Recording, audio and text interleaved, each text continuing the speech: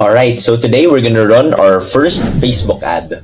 So honestly, this particular skill of being able to run paid ads on Facebook, a super important, a crucial skill for e-commerce. Honestly, this skill has changed my life, my friend's life. Learning this gave us the ability to basically generate demand online. So this is a very important, very crucial part of running any e-commerce business. So the goal by the end of this session is you should be able to run your first Facebook ad.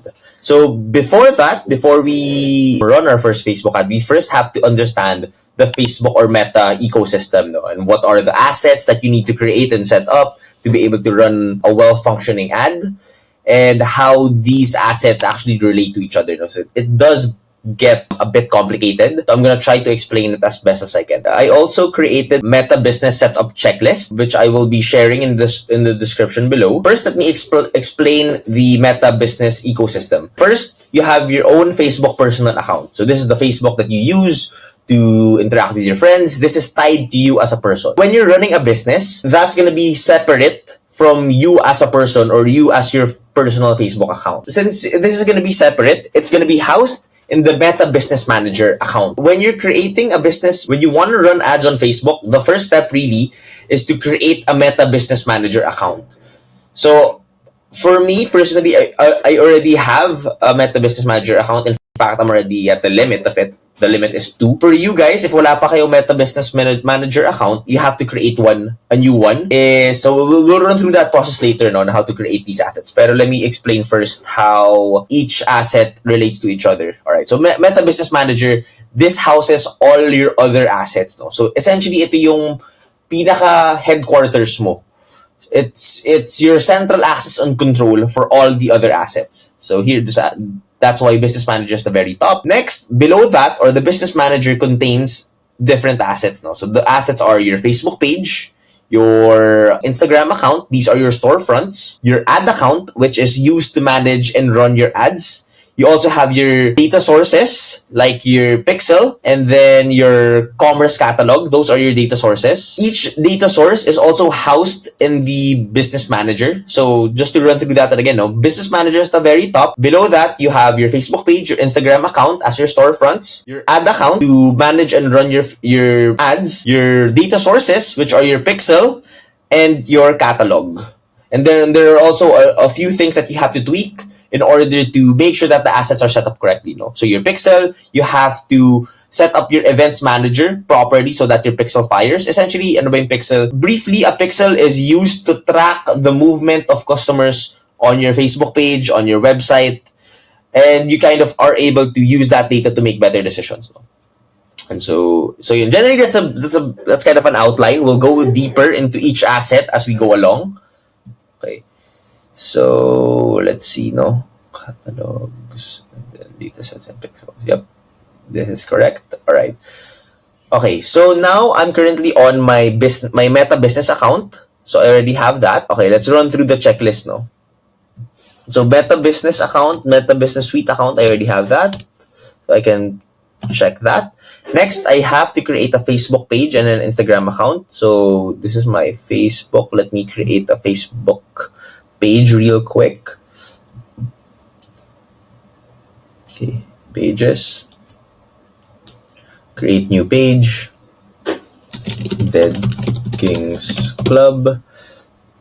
Category apparel. Apparel and clothing. Bio, I can use my brand identity sheet. For my bio, brand identity, Dead Kings Club. Let's use this. Okay. Shift V. Okay. And we can create the page from there. Website, I also have that as well. Let's just go to my domain. Balik tayo dito. Settings. Domains. So, deadkingsclub.com. Okay. Facebook page, website. For the number, I'm just going to put my own number.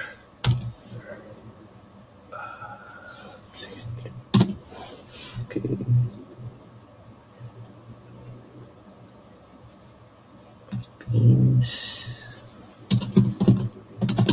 For the email, I will use the Dead Kings Club email.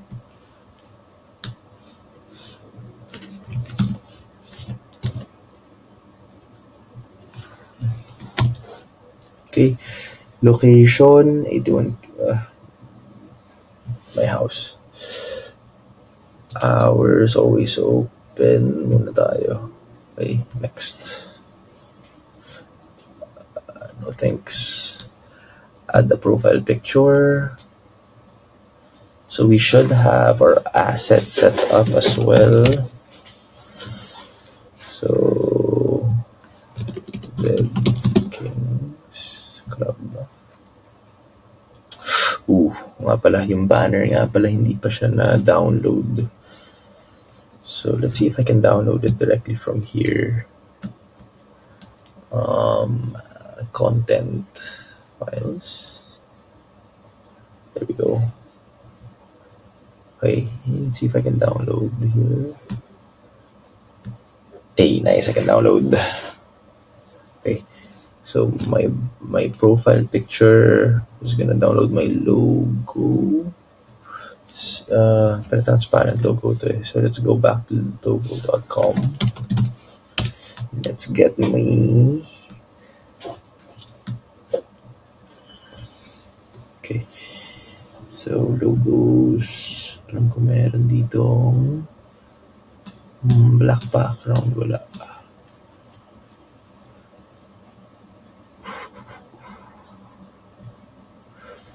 Okay, so wala ako sa background. Sige, it's fine.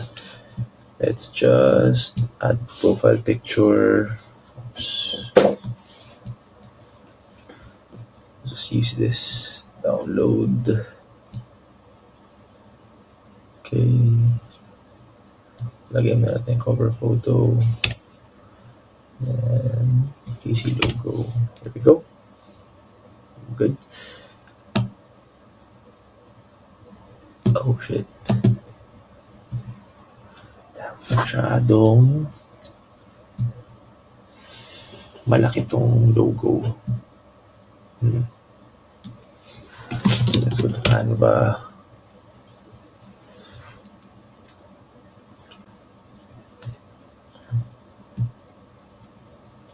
Let's create another one real quick.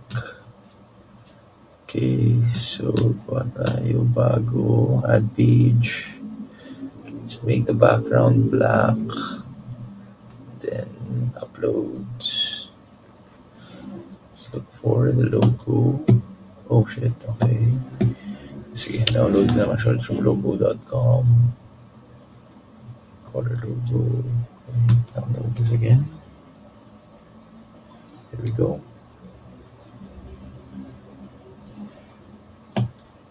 Okay.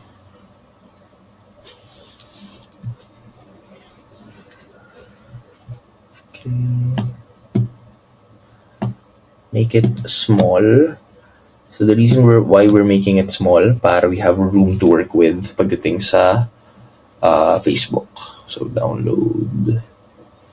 Oops. Okay, download. Cool.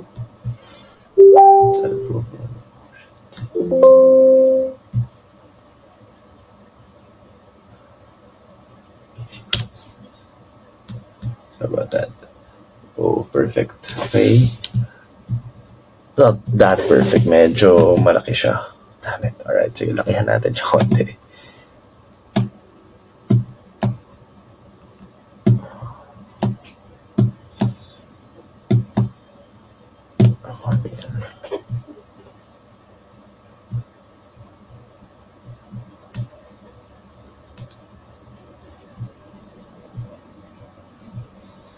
Then best practice lang, no? Upload na natin to sa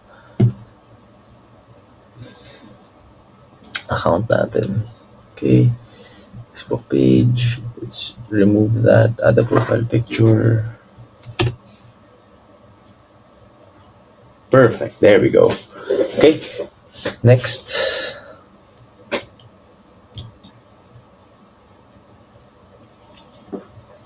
What's up? Skip. Invite friends next. For you guys pala, you can naman invite your friends, pero you don't have to. Stay informed. Okay, so Sige. I want to get notified. Done. Okay, nice. We are done with our Facebook page.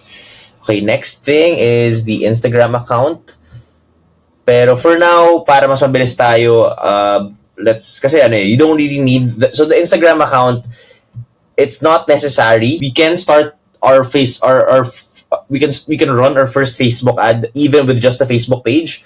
Mangyayari lang dito is di lang tayo makaka-advertise on Instagram. So, okay lang naman yun. It's basically gonna be the same process din naman. Alright, so Facebook page is done. We can check that. And then, TBD. To be done na lang tong Instagram account. Ad account is next. So, we go to, okay. So, once you've created your Meta Business account on your profile, no? So, next thing that you have to do is you have to go to your settings. So, business settings. You click the hamburger menu just in case you're not there yet. Then, you go to settings. Alright, this one, settings.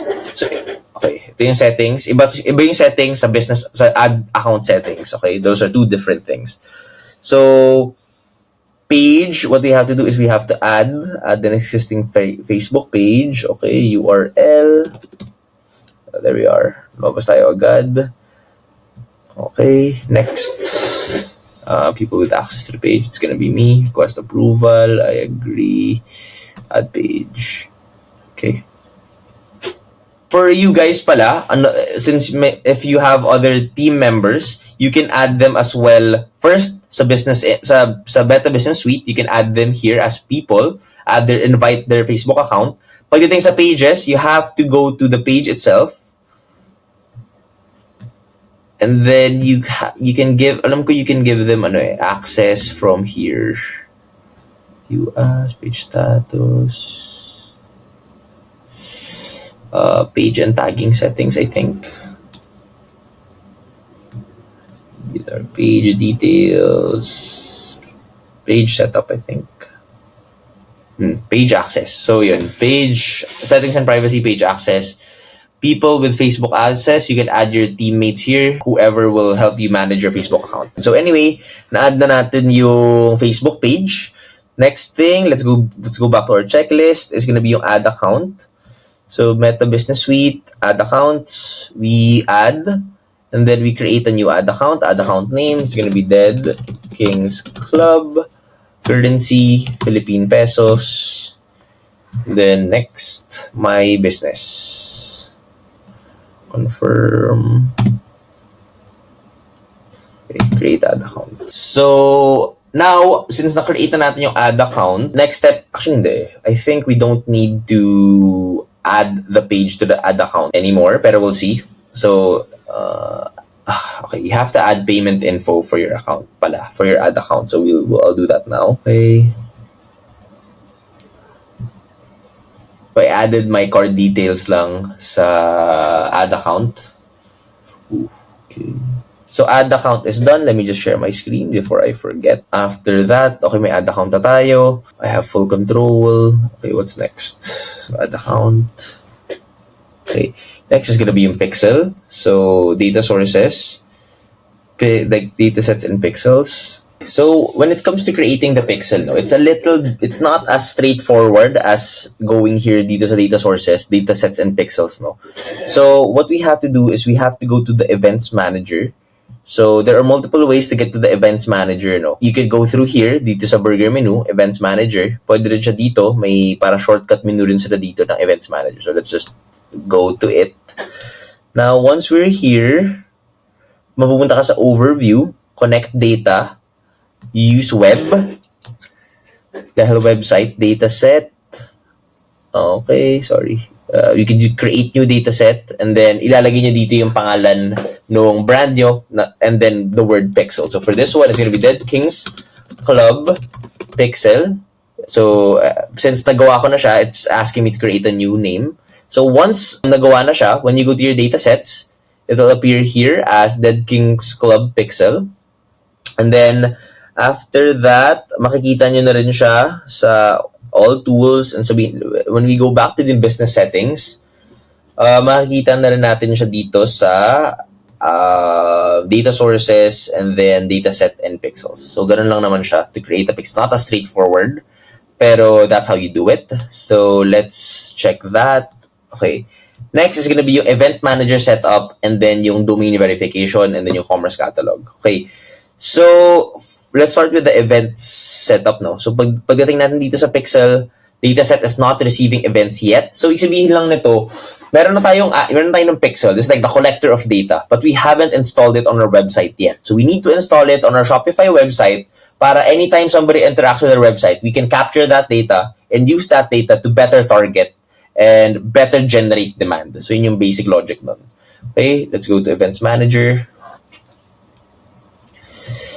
Okay, and then I think you create, okay, not create, test events.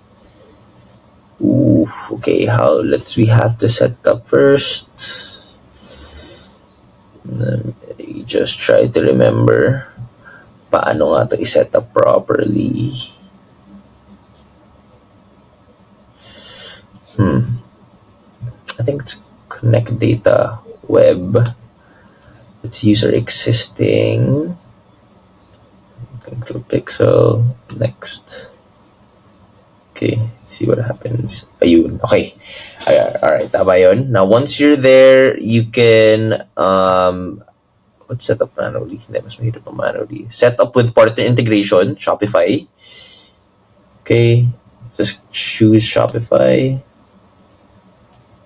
Okay. Tapos may instruction siya on how to install the data on your Shopify account, no? Okay, let's go muna here. Let's see what it looks like. Pero nakasign in kasi ako sa ibang browser. Okay, that's not gonna work. So, let's see. Installed. Facebook and Instagram sales channel installed. So, let's go to apps, add. Okay, let's go to the Shopify App Store para ma-install natin yung Facebook and Instagram, which is this one. Install that. I think I have to log back in. Okay. Pero anyway, install na muna natin siya. Okay. Connect account. So I have to sign in first. Okay. So, I just need to log in first. Alright. So, inallow ko muna yung login. So, wait for it. There we go. Okay, so sa phone ko siya ginawa. Hindi ko na siya napakita. Pero yes, sa phone ko siya ginawa. Alright. Trust this device. Continue. Okay. So, now that we've installed... Okay, let's get started. Okay, Facebook account. Good. Business portfolio. It's gonna be under... 3 commas. Okay, connect data show. Okay, let's go with default. Save. Then this Dead Kings Club pixel. So, okay, let's run through lang the steps of installing the pixel on your Shopify website. First, you have to download the Facebook and Instagram app of the Shopify App Store. After that, you have to connect your Facebook account. So, your personal Facebook account that's connected to the Meta Business Suite account. And then from there, you have to select the specific Meta Business Suite account or business portfolio that houses the pixel. So in this case, it's going to be 3 commas. So I connected that. After that, sa data sharing, I'm going to have to select the pixel that I already created. So I already did that as well. And then now I just have to press confirm. Okay, confirm. I agree. Submit for review. Okay, so we just have to wait a bit while Facebook finishes setting up. After we've installed the pixel, okay, nice. Finally, it's done. All right, I think now that this is done, we can go back to Facebook. Click next. Okay. Okay, so we just have to enter Dead Kings Club. Oops. ph.com if I'm not mistaken. Double check ko lang. Okay. Send test traffic tayo. Okay, let's see if... So, ngayon, we're testing if the pixel is able to pick up data that I'm sending it. So, okay, cool. Just wait a minute. So honestly, medyo tedious tong pag-setup ng Pixel, but it's definitely gonna be worth it. Running ads with a Pixel is gonna be a huge difference than running ads without a Pixel. Okay, so let's give it a few more minutes. Okay, so okay, mukhang hindi siya gumagana properly. Let's go back first. Let's read lang muna. Okay, so let's change this to maximum.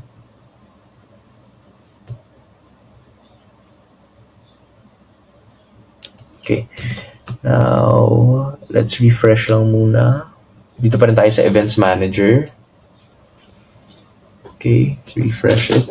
So, next is datasets. Okay.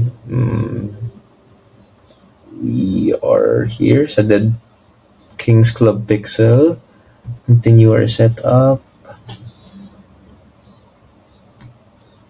You have to click this. That should already be good.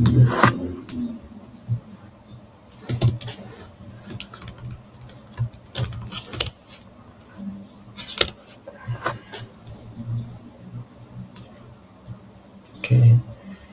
Let's wait for it. Alright, so after a bit of troubleshooting, actually it doesn't look like we did anything wrong naman sa pag-setup. I think it just needed some time or a few minutes para ma-verify yung connection. I also asked ChatGPT actually. I also downloaded the Chrome extension na Metapixel Helper. So basically, it just tells you kapag may pixel ba or wala. So I have it installed already and it does tell, oh, no pixel found. That's weird. Kanina meron eh. Labo. Let's do that again. So, Metapixel Helper. Yun, one pixel found. So, yun. So, that also gives us a counter check kung na-set up na nga ng tama. So, okay. Now, that's done. I can click next. Test events in Business Manager. Okay. Okay, event activity. Test events.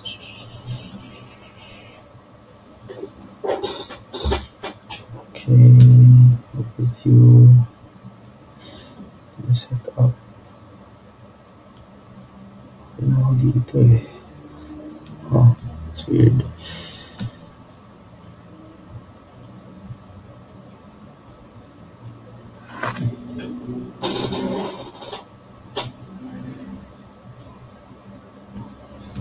Okay. Alright, so I think we have to add some events first. Okay, wait lang. Sorry. Let's go back to our Shopify.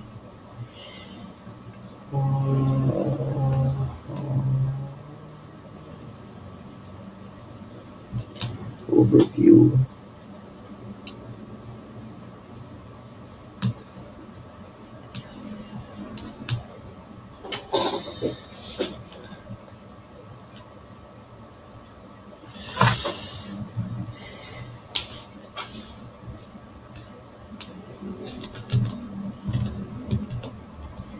Okay, sige, sorry. Let's go back first.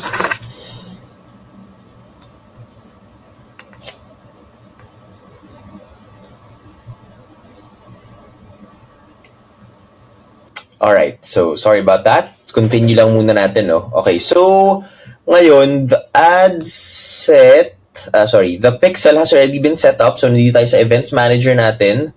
Data set, we've already installed the pixel on our Shopify store. Okay na siya, successful na siya.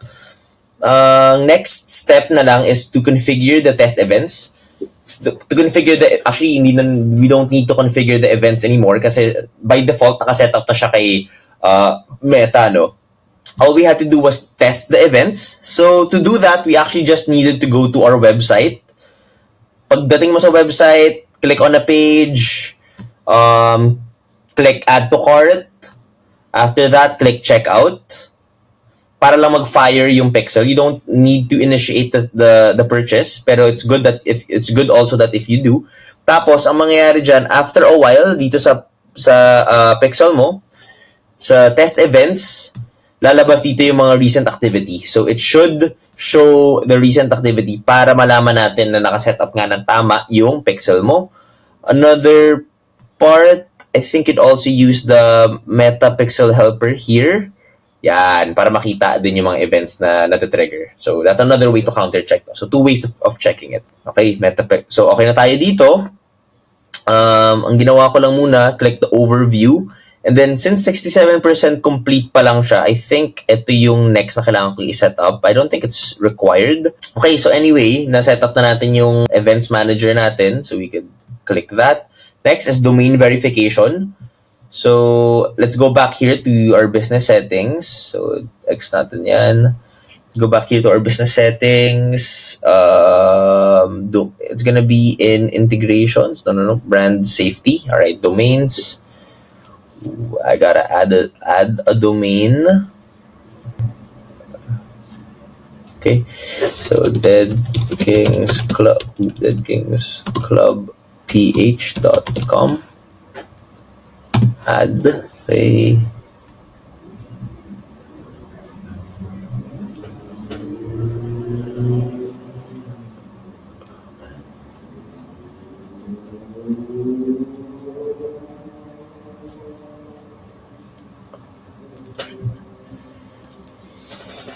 Okay, so this is gonna be a little bit more complicated to verify the domain. So there are a few options to do that. Either I add a meta tag, upload an HTML file, or update the DNS-TXT record with your domain registrar. So pag nag-register kayo ng domain sa Namecheap or sa GoDaddy, this should be fairly straightforward. You click the update the DNS-TXT record with your domain registrar. So mabilis lang siya sa Namecheap. Pero the thing is, hindi kasi Namecheap yung ginamit ko and I used Shopify directly. So let me just see how I can verify that here. No, settings, domains.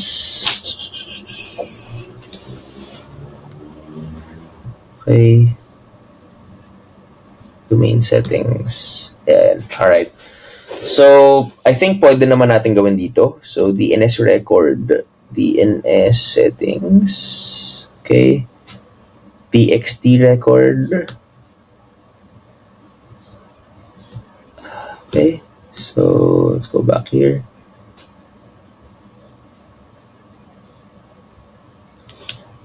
Okay, let's copy this.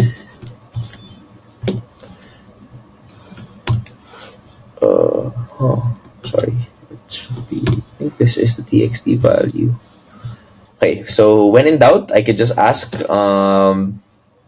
ChatGPT kung tama ba itong ginawa ko. Okay, so according to Shopify, okay na to. So, okay. Name is too short, so that's not good.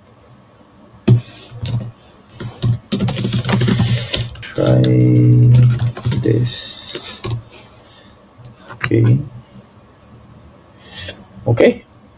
That seems to have worked, hopefully. Okay, so, double check ko lang, no? Settings, domains. Okay, I have the TXT record here. Main settings, DNS settings. Okay, should be saved. So now, sige, tanong natin si ChatGPT. Ano sabihin itong DNS-TXT lookup tool? Check na natin to.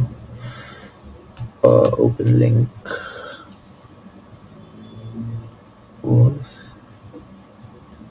TXT is the record type.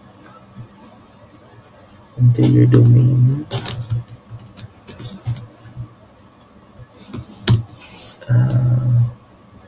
Record not found. So it should be correct. Okay. So, minsan kasi for this one, it might take a while. So, I'm gonna lagay ko na lang dito waiting sa domain verification. Let's check back in a few minutes. Okay. Next is the commerce catalog setup. This is the last thing that we have to set up. So this one, honestly, hindi naman siya required, but it makes running ads specifically for stores with multiple SKUs. So kung apparel or print on demand yung ginagawa nyo, this will be very, very useful. Okay, commerce catalog. If I'm not mistaken, it's gonna be data sources. Commerce catalog. So catalogs, Shopify product catalog. Check lang natin. So, we should be able to find that here sa Facebook and Instagram. I think once we've installed the Facebook and Instagram app on Shopify, gumagawa na rin ito ng product catalog automatically. So, overview, connected product catalog.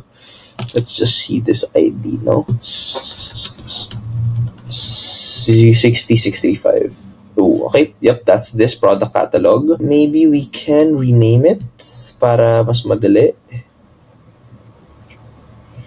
Okay, open the commerce manager. Okay, so yes, nakuha niya na yung mga products. So, is there no way to rename this? So, let me just change this to Dead Kings Club. Shopify product catalog save. Perfect. All right. So, I just opened it in Commerce Manager. And then, doon ko siya inedit yung name.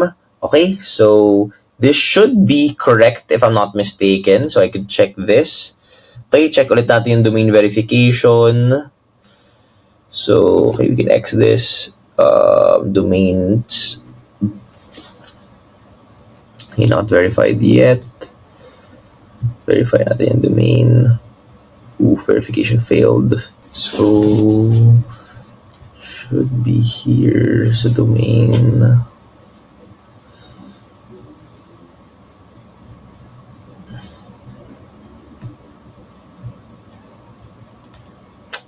Should be here, deadkingsclubph.com.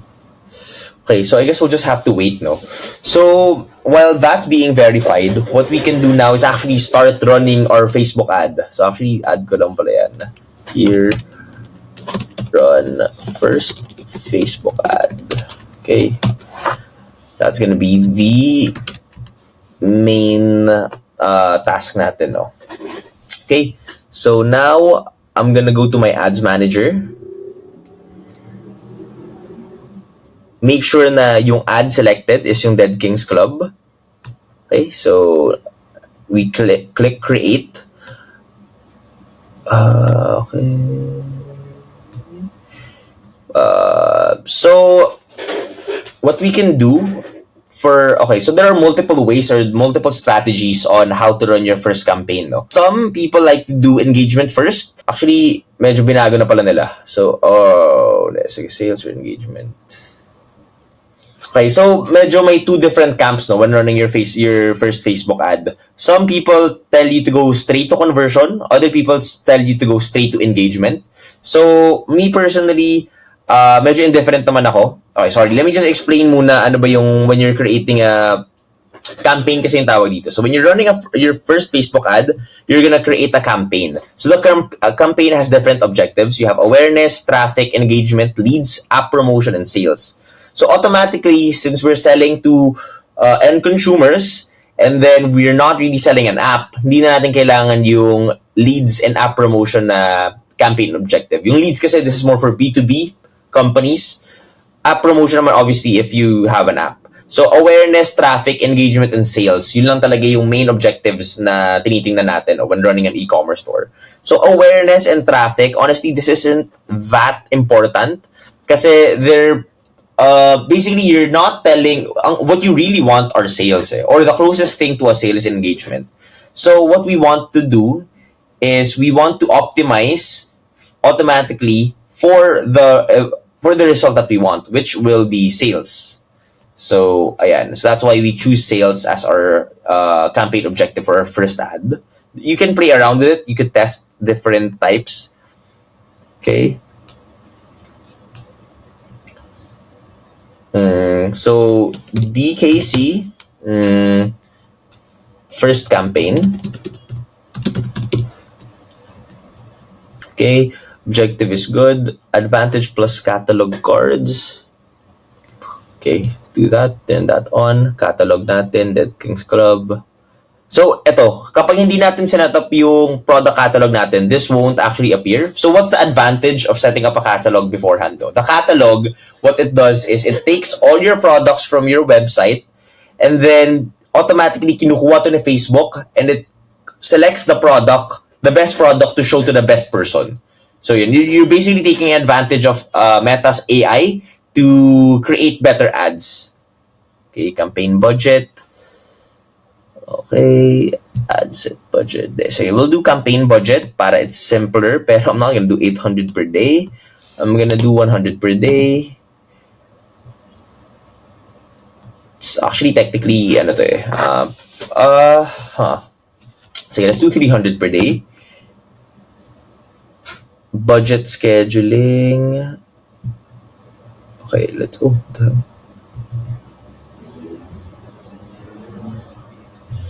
Okay, let's just... Okay, segmenting, special ad categories. Okay, budget 300, budget scheduling. So I'm trying to find lang yung setting para ma-cap ko yung ano nila. Pero okay, anyway, sige, let's go forward na muna from here. So, alright. So, this is the campaign, no? So, when you're running a Facebook ad, it's 3 levels. So, you have your campaign, which has your campaign objective. In this case, it's sales. Next, you have your ad set. So, the ad set, it contains 2 things mainly. Well, technically 3. The first is your creative, or the image that you're gonna show the people. Number 2, it's gonna be the format. So it's either going to be a single image, a video, a carousel, a collection, etc. And then lastly is going to be a copy. So the people, what the users or what people on Facebook see or read on your ad, no, when you're running it. Performance goal, maximize number of conversions. Okay, conversion location is going to be website. So let's just rename this at DKC ad set. Okay, purchase. Hindi natin kailangan to. Product set, all products, bid strategy. Ayun. Okay, ad set spending limits. Daily minimum, daily maximum. Sige, let's just set an end date na lang tayo. July 17. Yes, there we go. Okay. So, sorry, for the ad set pala, hindi pala dito yung, yung creative tsaka yung copy. It's really more on your targeting pala. Sorry about that. Your budget and your targeting. So, your budget, which we've set up properly naman, audience is, dito natin i-select kung sino yung gusto natin makakita ng ads natin. Alright. So, location is gonna be the Philippines, minimum age 18, na custom audience exclusion, wala. Okay. Suggest an audience. Okay,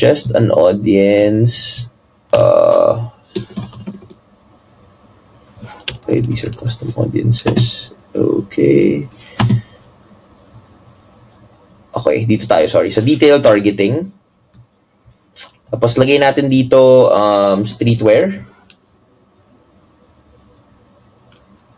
Street fashion. Maybe history as well.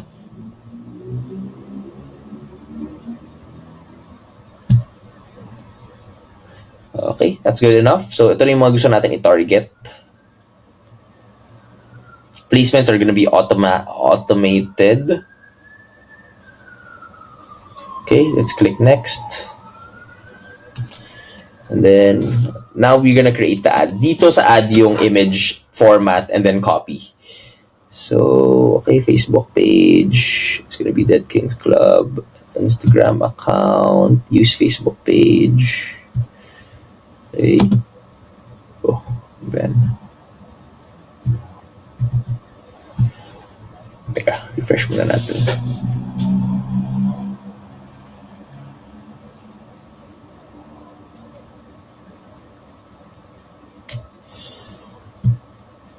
Yun. Okay. So let's do carousel. Let's uncheck multi-advertiser ads. Destination, it's gonna be website URL. Okay. So deadkingsclubph.com.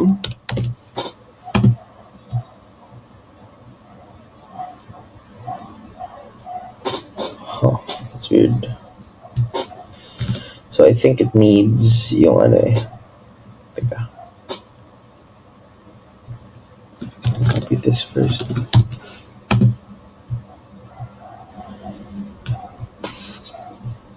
Oh man.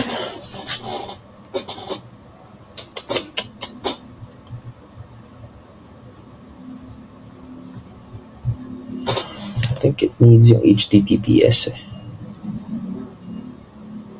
Let's try this one.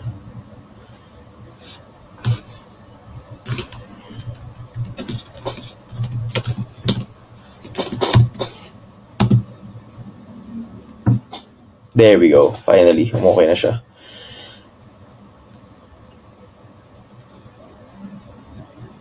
Okay, add creative, select optimize multiple products, catalog, slideshow.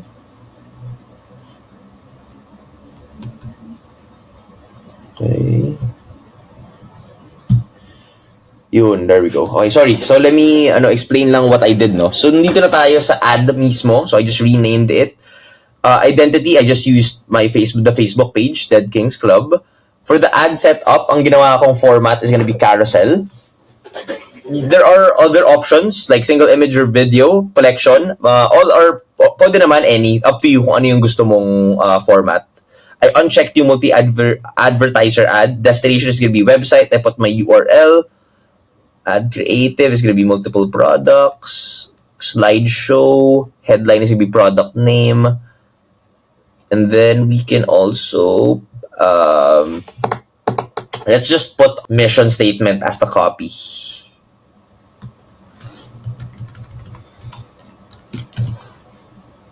Since this isn't really a marketing class, we'll just do the basics. Okay. Iteration to personas. So we could just basically use the text, the AI ni Facebook to kind of help us with the primary text as well. Call to action is going to be shop now. Okay, enhancements, language tracking, website events. All right. Okay. So this is basically, so ganito yung magiging itsura ng ad natin. So people can scroll, makita nila yung front, yung back. Yan. So there we go. Next thing that we have to do, okay na tayo dito, pero mukhang may error lang tayo konti sa ad set. So let's check back there kung ano yung error. Missing application install state. That's weird. Hindi naman ako naka-ano.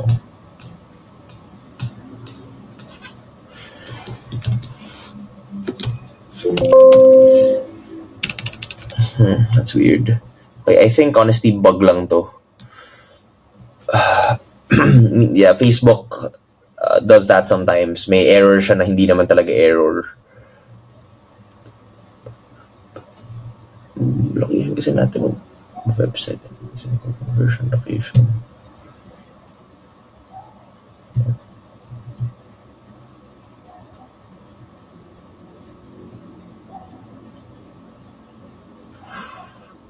Sige, let's just try to publish it, see what happens, no?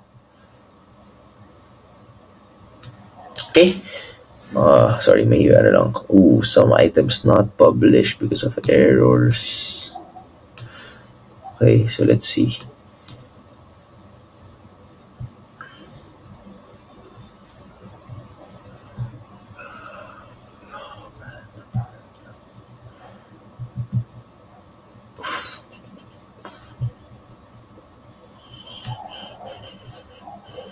Sige, let's ask ChatGPT na nga lang. Alright, so nakita ko na yung problem, no, kung bakit di tayo maka-publish ng ad. So, essentially, medyo para siyang bug. May error. Which is, dito sa ad set natin, sa audience portion, basically, kanina, sinasabi niya na nakalagay sa audience natin na app installs, parang app installs as installed. Yun yung parang finifilter niya. So, what I did to change it is gumawa muna ako ng sarili kong audience. So, dito tayo sa audiences. And then I made an audience. So, create an audience, saved audience, and then nilagay ko lang sa interest as streetwear and history. Once nagawa ko na yung audience, bumalik ako sa campaigns. And then dun sa ad set itself,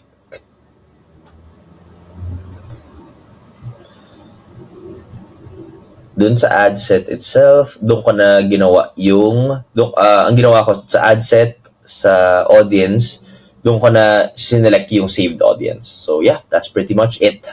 Should be able to publish. So, a lot of help kung paano ko na-figure out yun was with ChatGPT. I used O3 para talagang it was able to think properly, and it ended up, wait a minute. Okay. Phone number.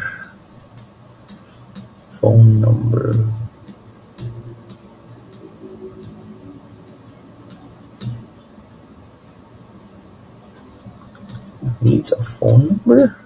What?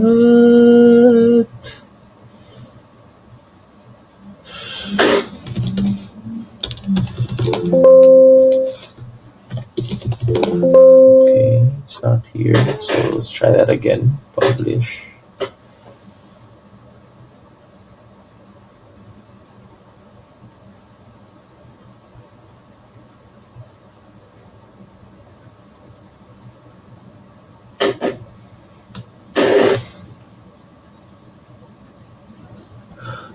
Okay, shit.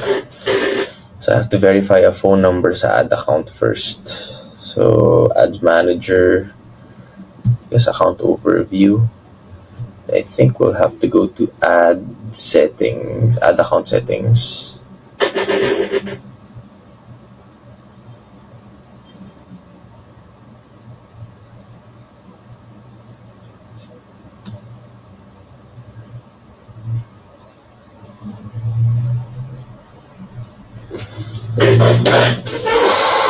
Okay.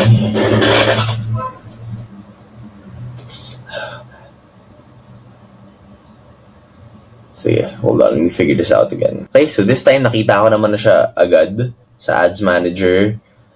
So dito tayo galing sa campaigns. So from here, kinilik ko lang yung account overview. Tapos nandito naman yung verify na phone number. So I just have to verify my phone number. Philippines CPC.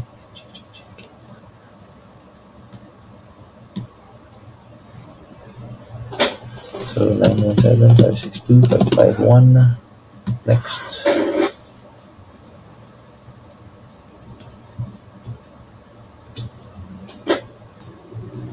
Text message.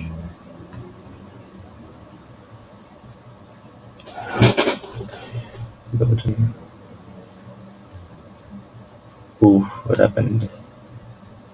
Nawala. It's weird. Add phone number.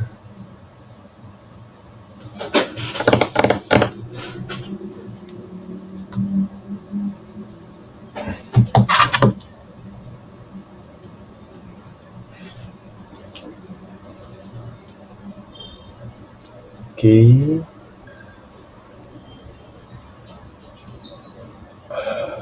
So, I just selected the WhatsApp option. Nag-send naman na siya ng OTP. So, I just have to submit that to verify my phone number. Okay, finally. It has been verified. Now, we go back to the campaigns. Click edit para ma-publish na rin natin siya finally. Okay. Okay, we go to the ad set, the ad. Then we click publish. And then there you have it. Your ad is finally published. Okay, so that's pretty much it. Medyo tedious yung process, pero trust me, it's gonna be worth it. Once you learn this skill, it's gonna be a skill that you'll be using for basically the rest of your life as an entrepreneur. Yeah. Thank you.